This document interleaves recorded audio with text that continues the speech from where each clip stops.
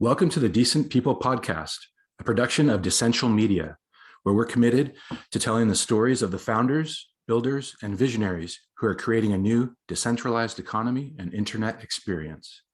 You guys know it as Web3 or blockchain, and we're going to bring you the smartest and most interesting people in the space for intimate conversations that reveal their background, how they got into crypto in the first place, and what they're doing today to make a decentralized future a reality. Thanks so much for joining us. Make sure to check out our site at decentral.io. Now to the show. Hi, and welcome to the latest episode of the Decent People podcast. I'm your host, Matt Leising. Today, I have a great guest with me. Dawn Newton is the co-founder and chief operating officer of Netkey, which is a firm that provides know your customer and anti-money laundering services, but for digital identities that are basically focused on the blockchain. Hi, Dawn, how are you? I am awesome. Thank you so much for having me here. It's great to meet you. Yes, same here.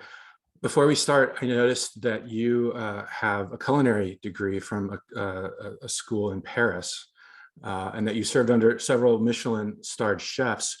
So I have to ask you, did you make your own breakfast this morning? I did not. I don't eat breakfast at all. And if I do eat, on the rare occasions that I do eat breakfast, my husband makes it for me. That's the one thing I actually don't like doing, is making breakfast. Well, we'll get to this later, but I hope that you're still in the kitchen and cooking up a storm. Oh yeah, for sure. Like, one of the things I really like to do is, get together over a meal. I think that people, relax when they have food. It kind of takes the edge off, gets people more centered. Yeah, certainly. Also, if you're in someone's house and you're hanging around their kitchen as they're making the food, like there's not more natural spot really to be. 100% agree. Did you grow up in a family where somebody was always cooking? Is that where you got that from? Yeah. My mom was an absolutely fantastic cook, a fantastic cook. The only thing, funnily enough, is that she wanted to be alone in the kitchen to concentrate. And so, we were always told to get out from under her feet. Bad enough that when I went to college, my dad, dropped off a care package to me, and there were hot dogs inside it. I don't know if you've ever noticed, but if you actually look at a packet of hot dogs, it does not tell you how to cook them. Oh, really? So I called home to find out, how do you cook these hot dogs? And my little brother was the only one home. And I'm like, these hot dogs are defective. They don't have instructions on them. I don't know how to cook them. And, being, of course, my little brother, he's like, you idiot, they're already cooked. And I'm like, they are? Oh, okay. Well, what do I do? And he's like, you just heat them up till they're warm. And I was just like, oh, okay. So yeah, that was in college. So yeah, I really did not know the first thing about really cooking when I left the house. And so I was going to say, well, I wondered if the allure for you of being scuttled out of the kitchen by your mom made it something kind of verboten and sort of like something that you needed to figure out, sort of like when, you can't have something you wanted all the more. Oh, absolutely. Well, right. I heard on other podcasts, you've been to college, right? And, we just eat junk. We've got hot waters, and we're doing the instant mac and cheese. And you go from, having a mom who can cook incredibly well to just having this garbage food at college. And I was like, this is atrocious. I have to figure out how to zip things up and make things better. And so it was the palette that she created for me that just drove me to figure out I need to learn how to cook. Yeah, that's great. Yep. And where were you growing up at that point? Oh, I was born in New York, in Yonkers, and then my family moved us out. My mom wanted us to experience green grass and all that kind of stuff. So my parents relocated us out to Connecticut. Okay. So I was in Danbury. So most of my family still to this day is all in Connecticut, New York. Yeah, New York is a tough place to raise kids. I was trying to do it for a while, but much happier in California, where there is a little bit of space. Yeah. And then, so you So you strike me as someone who just like, once you make a decision, you just go like 60 miles an hour, like foot pedal to the metal. Like you're sick of eating out of a box basically in college, and you need to learn how to cook, but why not go to Le Cordon Bleu in Paris, right? Yeah, right. Why do things to small degrees? Yeah, when I decide to do something, I am 100% all in, laser focused. It's all consuming.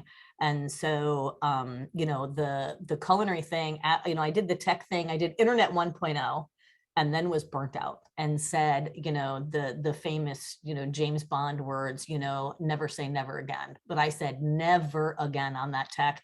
And, my partner at the time was like, you don't need to work anymore. Like we had hit it, and I was like, and that had not even crossed my mind. Like, oh my God, I actually don't, and so he's like, why don't you go to culinary school? You love cooking, you love having these big parties, but they stress you out, and if you go to culinary school, like, you'll just know how to handle it. And I said, like, that's a great idea. And so, I went to culinary school, and then I was incredibly fortunate to, land a stage over in Italy, which just is the fancy way of saying, unpaid work, but you do your stage as part of your curriculum for credits, Yeah. So I went and did my stage over in Italy. And then since then, whenever we go on vacations, I kind of, try to set it up that I can go and work for chefs all over. And what I really like doing is finding mom and pop places, Mm. And walking in and seeing, like bringing my knife roll and figuring out how to say in their language, we'll work for free for X weeks, and they love that. And then you learn firsthand, watching and doing. So Yeah, that's amazing. It's incredible experience. Yeah, I can't even, yeah, that's great. Do you have a certain cuisine that you prefer, or one that you're better at? 100%. So, of course, working in like the Michelin stars, doing like really high-end Italian, really high-end French. But, what I like to cook at home is Cajun Creole. Being like that Louisiana cooking, it like sticks in your belly. It's got this warmth, you just feel like when you eat that food, at least to me, that you're like wrapping yourself in a cozy blanket and someone's giving you a hug. How did a girl from Connecticut fall in love with the Cajun? Traveling, I love to travel. I went to actually early internet days, went to a conference called the ISPC, or ISPF, Internet Service Providers Forum. And it was down in New Orleans. And I just ate and ate and ate. And even then, I would always find the mom and pop shops to get, I was never one for the big chain restaurants anyway. And just finding out like, where are the locals eating? And ask the locals where they eat. And that's the best thing you can do. Ask locals where they eat, don't go to the concierge desk. They're going to tell you, it's fine. What they're going to recommend is going to be great. But if you want a real authentic experience, like find the locals and ask them where they go to eat and where they think the best food is. And they will never steer you wrong. Totally agree. I worked in restaurants through college, put myself through college a little bit that way. So I know the different, yeah, I was a waiter, and I know the back, I know the kitchen, I know all the different like forces and how it can get a little crazy. There's the front of the house, the cooks, the prep cooks, the dishwashers, the waiters, the servers. How did you find that as a woman? Was it ever like overwhelming, or is that something you like about it, or how was that for you? Fascinating story. So, I too did, like when I was younger, I was a bus girl and a waitress and then bartender, and then wound up going into the, back of the house later in life. So I was working for a woman who was a lesbian who had a restaurant. And I was third in line, basically. There's the executive chef, her, the sous chef, and then me. And the sous chef wanted to go on vacation, and she wanted to go on vacation at the same time, which meant that I was going to have to go up into her position, and I was going to wind up running grill. Now, that is one of the things that still in the culinary world that is incredibly male dominated. Women are in the kitchens, all the time now in various positions, but grill is still male dominated. And it was really funny because she turned to him and I was standing right there and she's like, well, we both can't go on at the same time because Dawn would be on grill and and I'm like, oh my God, don't you dare say I'm a girl. Don't you dare say because I'm a girl. And she's like, oh my God, I was gonna say it. I was. She's like, holy crap. Like it's always so ingrained in us. And we laughed, it was a really big chuckle. But yeah, I mean, the restaurant business is still one of the last, standing, somewhat, sexist organizations. And you just, you have a tough skin, you find the right people to work for or work with, or you take it head on. And I'm just used to, my dad brought me up. I really didn't realize that that there was that difference. Because like when we were growing up, my dad was a welder, right? My family were all working class. And, so my dad had me in the garage with my brother right alongside him, learning how to cut wood, learning how to weld, doing all these things that I just didn't think anything of it. That's great. And so, yeah, so it was great. It was pretty funny.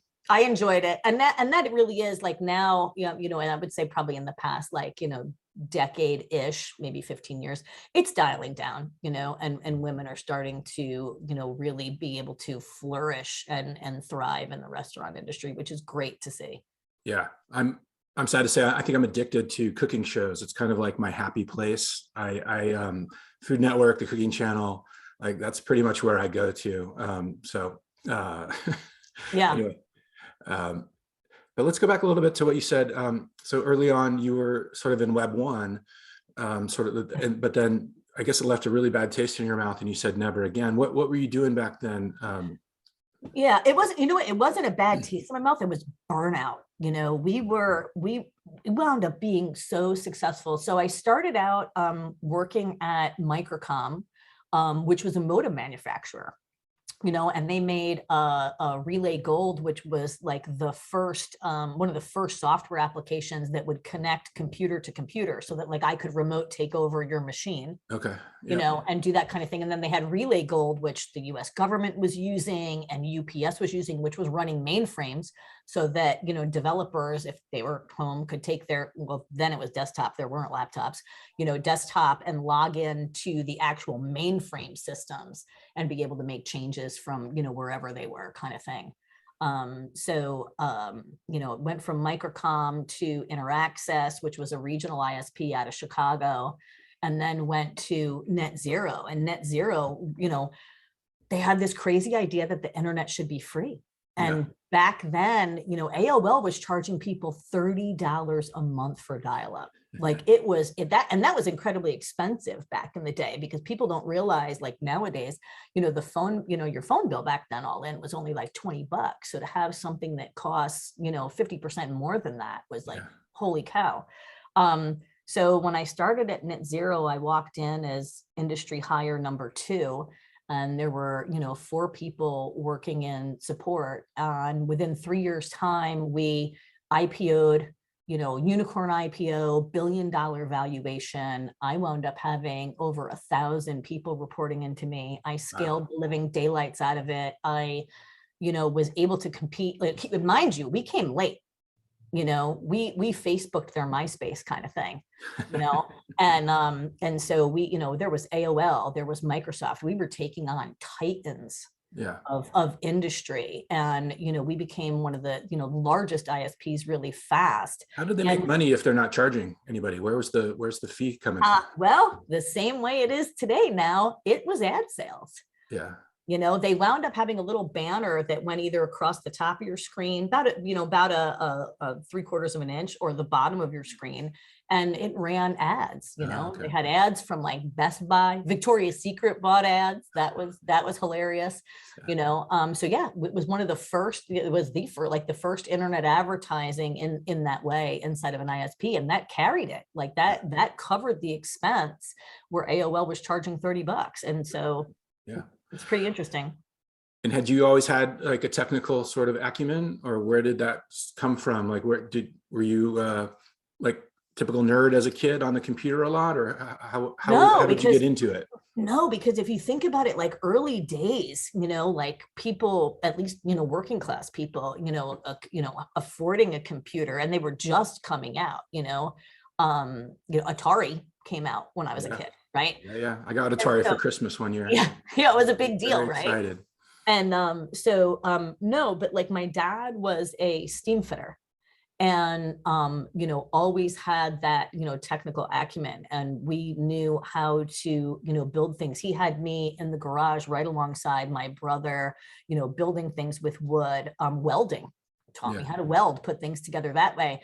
And back then you self-repaired. If you were from like a working class family and the vacuum cleaner broke, you took it apart and figured out what was broken, and then you put it back together. You bought the belt or whatever was needed. And so, so that just came naturally. And then, I fell into, the internet thing, doing like the old BBSs, the bulletin boards, and communicating with people, and Usenet. And I was just fascinated by it. I mean, now everybody, takes it for granted, but imagine talking to somebody that's literally on the other side of the world. Yeah. It was amazing. I mean, amazing. Yeah. I still remember that feeling from like AOL chat or whatever. Yeah. Yeah. It was something. So then, okay. Culinary school, you burn out from that just because like, obviously it just went. Scaling was rough. Yeah. Yeah. You scaled it like 1,000-fold. So I go to culinary school. That sounds great. And then how do you, like, were you just missing something on the culinary side, or what happened next where you kind of got back into the tech?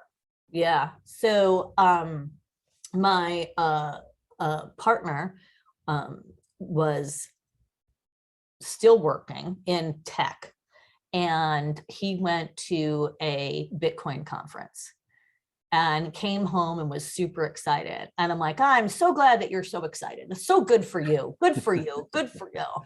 And he's like, into it for a couple months. And he's like, listen, we need to start a business. And I'm like, what year are we in here? This is 2013. This is 2013. That's pretty early for Bitcoin. Rather early, right? Yeah. And he's like, this thing is going to be great. And I'm like, totally awesome. I'm glad you think this thing is going to be great. And then, about 3 months, he's, researching and everything. And he's like, we need to start a business. And I'm like, oh no, there's no way. There's no way there. That's nice. That's a you thing. That is not a we thing. And he's like, no. You've got to read this white paper. You've got to read this white paper. And I'm like, nah, I'm good. And finally I do. I sit down and read it, and I'm reading it, and I'm just muttering the F word. F. And he's like, what? And I'm just not saying anything. I'm just F. And he's like, what? And I'm like, damn it. We need to start a business. You have to do this. Like, I told you, never again. And I was just like, and I remember Sean Connery being on, I think it was David Letterman, and talking about how, he had said never again. Yeah. And how they came back to him, and he was just like, damn it. And I just recalled that conversation of that back and forth. And I was like, well, here we are. And I agreed. So what was it about Bitcoin that really kind of just got you from the beginning?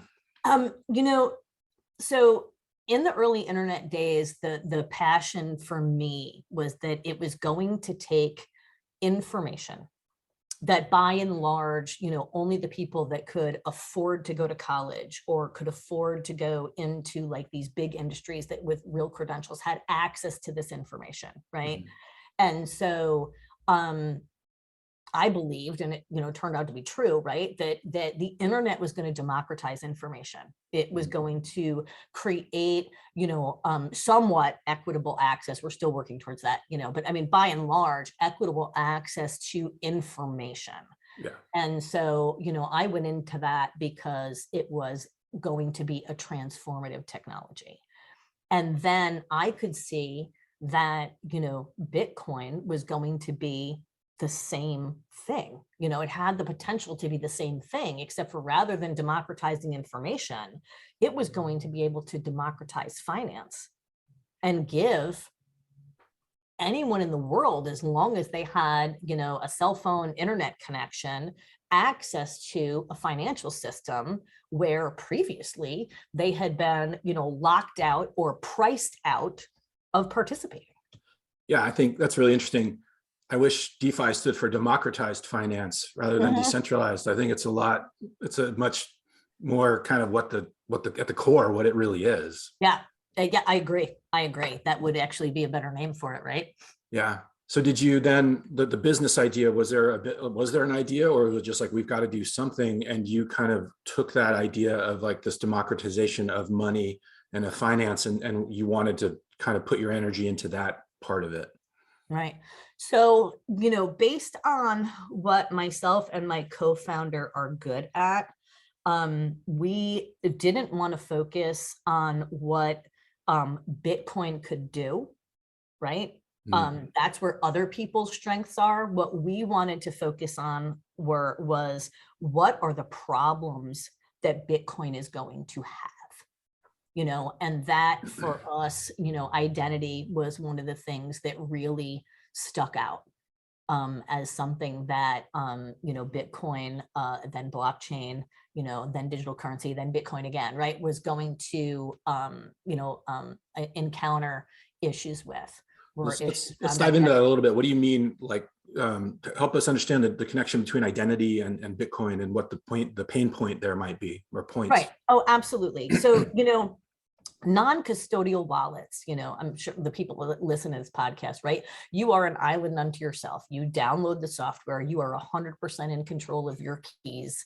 Yeah. You're 100% in control of your money. It's like a personal wallet. Yeah, that's what I like to call it. It's a personal wallet. If you lose your wallet on the street, right, there's no recourse. The cash that was inside that wallet is gone. There's no way for you to really recover it. But then there's custodial wallets. And custodial wallets are, a place that, where there is a custodian, there's somebody that, if you lose your, password, that kind of thing, there's ways that you can prove who you are. So what they do is, their model is that you KYC, know your customer with them, you prove that you're you, or I have to prove that I'm me. And then if, I'm lost my login, my password, whatever, I can go to their tech support, prove that I'm indeed me, and get and re-access my Bitcoin. And so, so I think somebody like Coinbase, if you have your account on Coinbase, example, right? Yeah. And I mean, there's people who, I kind of like the idea that, if Bitcoin is for everyone, we take all comers. And there may be people that, aren't comfortable with holding their own keys. Like, I always tell people, like, I would not want to give my mom, right? Like, I mean, my mom would not, and my mom wouldn't want it. My mom wouldn't want, a non-custodial, a self-hosted wallet. Yeah. Because she loses passwords, she forgets things, she doesn't know how to use, like, 1Password, et cetera. So that's a custodial wallet is something that's good for her and other people. And so, like you were saying, the know your customer is a huge aspect of that. It goes back to the banking laws. I think is it part of the Bank Secrecy Act? It is. You're 100% correct. It is part of the Bank Secrecy Act. And then, because obviously, if you're a financial institution like a bank, you don't want to get access to your vast services that you really can't do as a retail person, without knowing who you are. So you're not like some, I don't know, gang leader or something, So yeah, it's a foundation of finance, and also there's also the anti-money laundering aspect here as well, right? So the government wants businesses, especially financial institutions, to do as much as possible to make sure that people aren't laundering funds through whatever they're claiming to be like legitimate revenue producers. So but you're right, like if one of the things that people latched onto with Bitcoin and digital currency in general very quickly was, this is a way for people who don't have a bank account, who are unbanked, to get access to finance, right? To value. 100%. But if you don't have a bank account, you probably don't have the right kind of like identification, ID to actually so there's a lot of issues there. Could you talk a little bit about that and what you found? Yeah. So that is something that most people do think But really, what is preventing people from participating in the mainstream, banking system, the traditional banking system, are all the fees, right? And that is set up as a barrier to entry. If you have $100,000 in your bank account, right, you pay nothing and they give you a whole bunch of perks. Where if you're running like a $10 or a $20 balance, they're charging you $30 for every bounce check. And you can quickly run into the negative, and so, we wound up, at my company, we wound up partnering with the government of El Salvador. After they did the initial Chivo launch, they had some problems, they had identity theft and all of those kind of things. And we came in, after the fact to help, tighten everything up. And there, 4 million adults wound up getting on the system and getting $30 in Bitcoin as an incentive. And of those, 75% of them never had a bank account, wow, had never held a balance inside a financial account. And so for the first time in their lives, they had an account, with a positive balance. And so, and they had ID, they had identity, so a lot of countries have like a national ID, so it's not about, identity just alone, right? It's about the fact that these institutions are set up to charge high rates to low balance people. Yeah. And so it's just a barrier. And so that was a huge win for us early days, like 2015. The slogan was, we're going to bank the unbanked. We're going to bank the unbanked. I consider these people still unbanked because they're not banked in the traditional, in the traditional system, but they're financed.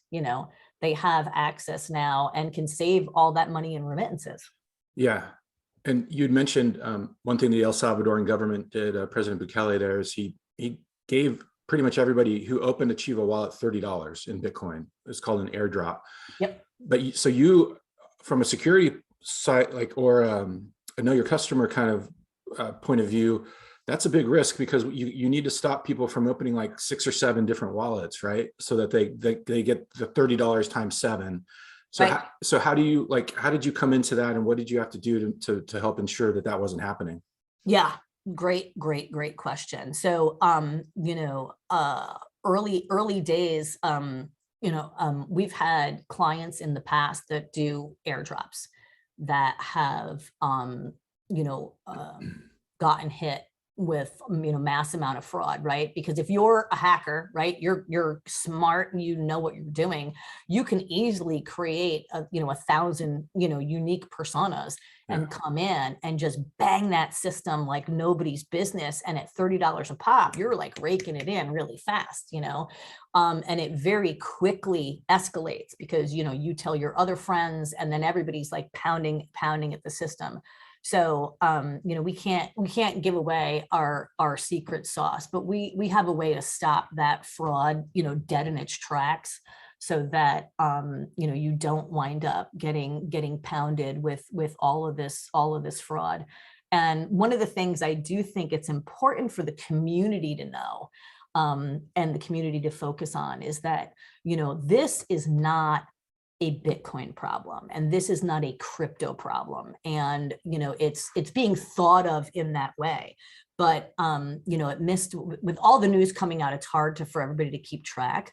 But, PayPal got hit with millions of fraudulent accounts because they were doing an incentive. They got hit with, over 1 million fraudulent accounts got created. And I believe the number was that they lost 40 mil. Wow. 40 mil. And so, we do not have a crypto problem. We have a fraudster problem. Yeah. And that, I think, is the thing that everybody needs to realize, is that, because PayPal, their team is incredibly well funded, incredibly smart. They were pioneers in digital identity, in, basically remote, no brick and mortar banking, essentially. And, if they can get hit, certainly, like an NFT startup, is Yeah. going to get hit, because that's been all over the, press, is all this, NFT fraud. So it's definitely a problem that, we need to address as an industry, but it's not specific to our industry. Yeah, it's interesting that a lot of critics of crypto seem to act as though it's the only thing, that where these problems exist. And of course, it reflects the problems in all the other parts of society and finance. 100%.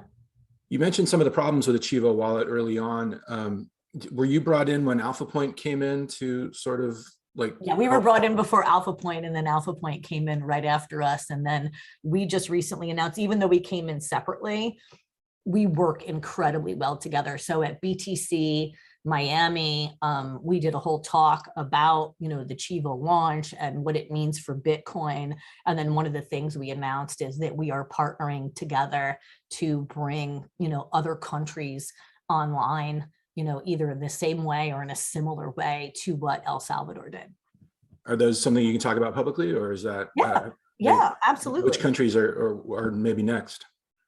Oh yeah, with that. No, yeah, okay, I see what you're saying there. I think what you're going, all I can say is that, in that regard, I think you're going to see Latin America as a whole making a push towards this, because there's so many benefits for them. If you, like if we take El Salvador, you're talking about something that can change the directory the direction, not the directory, change the direction of an entire nation. So go back to early internet days, right? Singapore had a 70% poverty rate back then. And their leaders understood that the internet was going to be huge. And so they took what money they had and what money they were able to get, in loans, et cetera, and they invested in internet infrastructure and education. And now look at where they are today. Yeah. If you are going to build a business or open an office, in Asia with, that's, a technology, you're going to do it in Singapore, by and large, right? And so they put themselves on the map by seeing, where a technology was going to go and how critical it was going to be to the future of the world. And they banked on being all in. And so, the whole country saw a huge, incredible upside. If you look at their GDP from then till now, you see that like classic hockey stick that VCs want to see. Yeah. And so I think Latin America sees a lot of upside, for their citizens, for their country as a whole, not only just in saving for, remittance. Yes, that's huge. If you think about it, like Western Union, fact, 12 USD is charged on every 100. Yeah. So now with Bitcoin, instead of somebody getting $88, if you send it to them, they're getting 100. And that's a huge difference down there. And so, I think you're going to see Latin America go and focus on that, not only just for the remittance, but for, if they can go and become the center, of the Bitcoin world, similar to how Singapore became the hub for, internet in Asia. It's a smart model. It's an incredibly that's fascinating. I've been doing a lot of reporting on El Salvador recently about Bitcoin Beach, and I find it really fascinating that one thing that really helped spread adoption there was the pandemic, because everybody was locked down. And so and if people don't know this, in El Salvador, it was martial law. Like if you left your house, you could be arrested by the army, and people were being arrested. So in these small villages, older people, like, how do they get their groceries? And like, what are they supposed to do to get supplies? And so Bitcoin was there in El Zonte, and all of a sudden you had, older couples on their phone, like communicating with the store in town who took Bitcoin, and they'd buy their groceries and then have like little boys would run them to the, deliver them. And so it's been really fascinating to learn about all these like small things of where you couldn't even think of, like 5 or 10 years before that, of like there's going to be a digital currency economy in this little surf town in El Salvador that then became the model for the rest of El Salvador. And then it's also been very interesting I think you touched on it a little bit, but I think it's giving people hope that the money that they have can potentially go up in value for once. You know, it is risky, of course, with the downsides, but if you look at Bitcoin over time, it goes up. Right. And so that hope element was not there. And speaking to a lot of people down there, I think that that's been something that might be underappreciated, but that is now really giving people a reason to look forward to the future. Right. 100%. One, you should come down. Like when I go down, like let's set up something. You can come down and like see. Have you been yet? No, I have not. Yeah, you should really come like down it. and we'll like take you. The Bitcoin Beach guys are amazing. I mean, you're already talking to them, right? And come down and like hang out with everybody and see that energy. You are 100% on the money in reading it, you know, through the communications. But there's incredible hope. We have our chief marketing officer is from El Salvador, and you know, she wrote something for another country that we're speaking with, and talking about how the people are energized because they're seeing, you know, businesses like ours go down there Yeah. and hire citizens of El Salvador, you know, and doing training. I was just at Paxful opened up La Casa de Bitcoin in the city of El Salvador. And they had me come in and speak and teach a, you know, building on blockchain class. And one of our, you know, employees also from El Salvador, my technical support guy, you know, went with me, and, you know, I spoke in, because I said, oh my God, sorry, English, like, right, I don't speak Spanish. But I went and talked to, you know, a room full of women who were all over the map in age. You know, there were people there that were, you know, right in high school. And then there were women there in their 60s, and it was for International Women's Month. Yeah. And like they were there to learn about, you know, blockchain, Bitcoin, how it worked. They then broke out into groups and were talking about, you know, different ways that, you know, a blockchain could be used in El Salvador, and they like won prizes, you know. And it was really pretty empowering. So there's hope, right? Because they're seeing the tourism, they're seeing the businesses being built, they're seeing opportunities, not just with the $12 savings on 100, but in, you know, creating jobs, creating tourism. You know, there's so much energy there and so much hope. Yeah. Yeah, I agree. It's really great to see. So speaking of that sort of, not philanthropy, but you have been involved in philanthropy in the digital world as well. You're on the board at BitGive, which Yeah. I believe was the first nonprofit that facilitated like Bitcoin donations, right? 100%. To charity. Yeah. I just did a story today, actually, because, you know, tax day was Monday, and like I was talking to somebody at the Giving Block, and the numbers there are just astounding. The year on year, the amount of donations that they've got went up 1,500%, like to now almost $70 million, and it's still just like the hockey stick effect. It's a what do you think about, like, do you have any thoughts on that, or what do you see as the future there in terms of philanthropy and digital assets? Yeah, I think that you know, that's another opportunity where everything can just incredibly open up. You know, not only, I mean, one, you know, we all know that there are crypto rich, right? And it's a good way to, you know, offset your money that you've got to give the tax man, right? By doing donations. And what better way, right, is like, you know, early days, you know, I was really thankful, you know, that Connie went and created, you know, BitGive, because it was kind of, you know, it didn't make sense that, you know, you made your money in crypto and then you had to turn around and give your donations out in fiat. Yeah. You know, and so she pioneered. You're going to You know, lose around 30%, right, of whatever you sell to cash to capital gains correct. tax, federal, state taxes. Right. Correct. Right. Yeah. Exactly that. You know, it's like a double hit. So it was great to be able to, you know, take your Bitcoin and, you know, give it to, you know, BitGive, and have Connie then in turn be able to give it to, you know, all of these fantastic, you know, nonprofits worldwide. And I think that we'll see, there's a lot of things that can change, in philanthropy. One of the things that she created at BitGive with the team is GiveTrack. And, it's basically blockchain, Bitcoin blockchain, where you can see your money at work. And I think a lot of that for people who donate, they want to feel a part of it and like see the story. Yeah. And so imagine that, when we did the water project, like, how many bricks you purchased, for them to then build the well, for the girls' school kind of thing. And so I think that, watching your philanthropy work inspires people to give more. Yeah. And so I think that it's going to be a really interesting. It doesn't surprise me at all that the donations have gone up that much.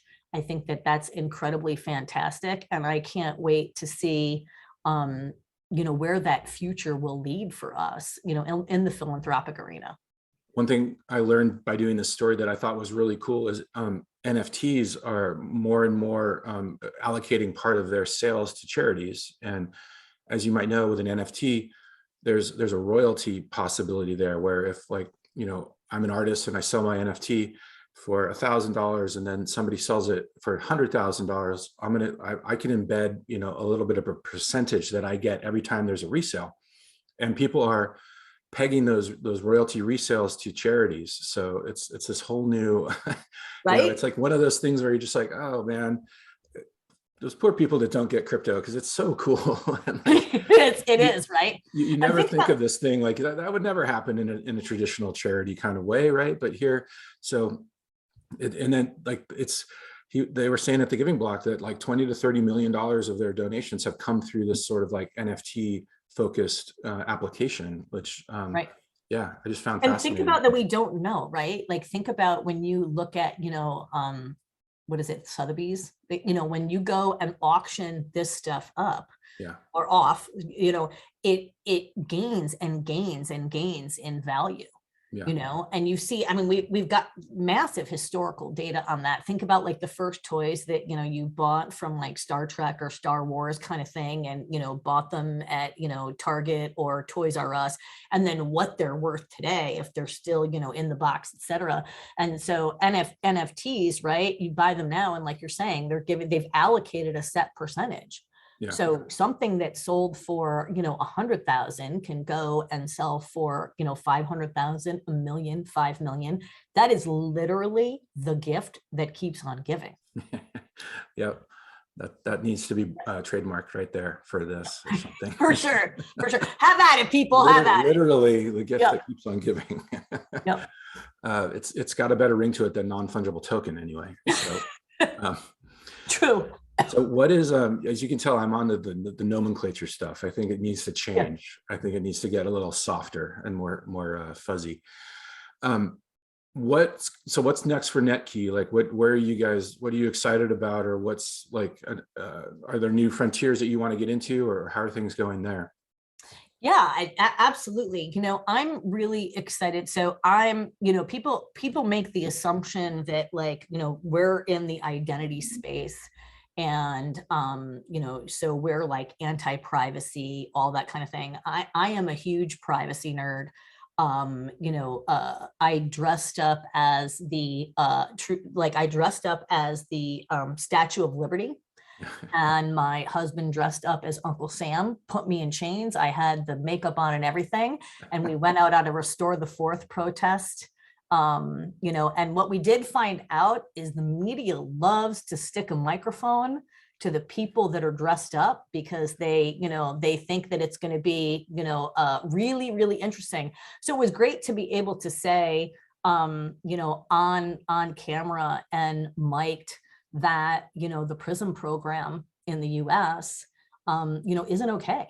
And, it's directly in violation of the Fourth Amendment. So tell people, if they don't know what PRISM is, tell them what that is. Oh, the PRISM program is a US government program that is, essentially spying on the American people and getting, access to our digital communications. Is that back to the directly NSA from, kind of stuff? yeah, it's the NSA program. Yeah, so that's exactly the NSA. So now they mostly call it the NSA program, but the actual name of the program is called PRISM. Yeah. And so that's exactly it. It's the NSA program. And, I really believe in subpoenas. If the government needs access to my information because they think I'm a bad actor, or your information because they think you're a bad actor, then you follow the Constitution. Yeah. And you file a subpoena. And so, one of the things I'm really excited about is the possibility, the genuine possibility that we're going to be able to own our own identity. The EU is starting to, move the needle forward on, having us have the right to be forgotten. So I'm really interested in self-sovereign digital identity. Once you have like who you are, I would like to see where, and this is the future, right? The Bank Secrecy Act needs to change. We need a lot of laws to change all over the world. Right. But imagine if I go somewhere, right? Now I'm older, but let's just pretend I'm, 22. Wouldn't it be great if I showed up at a bar and rather than handing over my ID, which has got my name, my home address, all of this personal information that I'm sorry, the bouncer really shouldn't have access to. How about there's just a certificate that I have on my phone that says Dawn is over 21, and there's a face match to that certificate that shows that, I'm me. Yeah. And that's it. That's all they get is I'm over 21 and here's my face. Yes, I'm the person who this certificate belongs to. And then we control who we want to give the information to and have the right to be forgotten.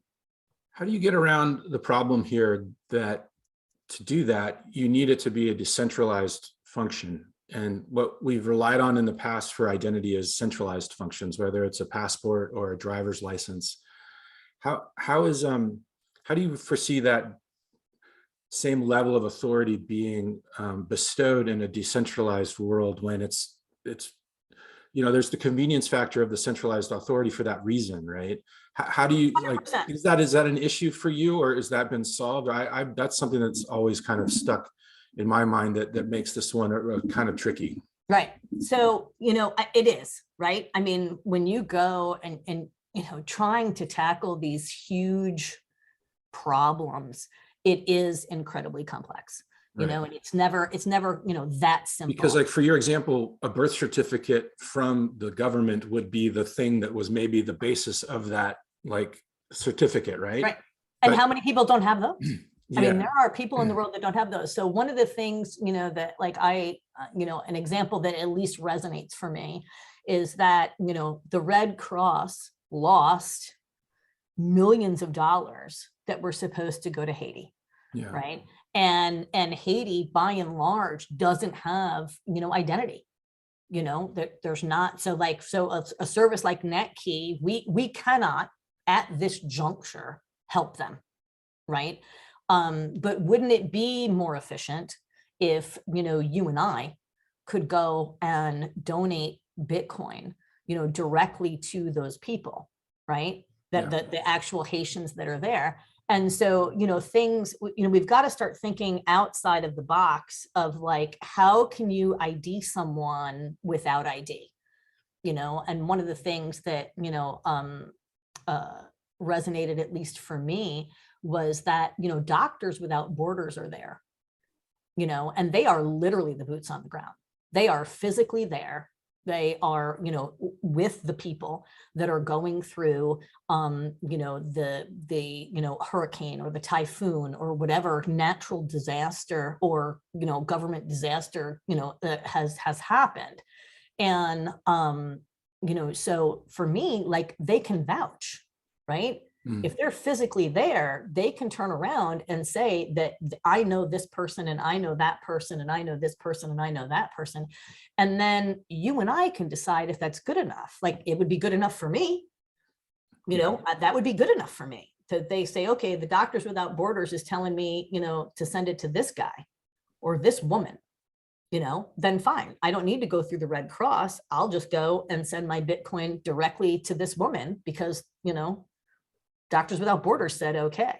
So I think we've got to start thinking about, other ways to vouch for people that don't have this traditional identity that, the other systems require. Yeah. Yeah, that's a big one. And Yeah. I hope, It's tough. It's tough. I mean, and I applaud the people that are dedicating their time to that, into figuring that out, because it is a incredibly massive problem to solve for. Yeah. Yeah. Well, Dawn, thank you so much for being here. And this has been a fascinating conversation. I really enjoyed it. Yeah, me too. Yeah. So this is Dawn Newton. She is the co-founder and COO of Netkey. I'll put a bunch of links down in the show notes where you can find her on Twitter or other places, and Netkey's website. And Dawn, so thank you again, and hope to see you in person sometime. Yeah, absolutely. It was super nice meeting you. I had a great time. Thanks for the interview. You're welcome. Take care.